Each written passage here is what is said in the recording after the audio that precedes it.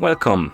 In front of me I have Huawei Watch GT 5 and I'm gonna show you how to unpair this watch from the Android phone. First thing we need to do is to open the Huawei Health application on the phone that is paired with our watch. So let's tap on the Huawei Health icon to open the application. In the app you should see the health page. Now tap on the devices and here you should see Huawei Watch GT 5 on the list of devices. Tap on it to select it.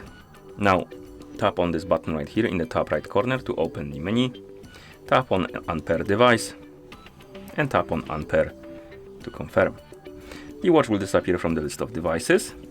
We can close the app now and open the Bluetooth settings on our phone. And to do it, simply press and hold on the Bluetooth icon in the quick panel and check if the Huawei Watch GT 5 is right here on the list of paired devices. In my case it's not. If it was in your case, tap on the settings icon or info icon next to it and tap on Unpair or forget to remove it. And once you remove it, you can close the settings, and that's how you unpair this watch from the Android phone. Thank you for watching. If you found this video helpful, please consider subscribing to our channel and leaving a like on the video.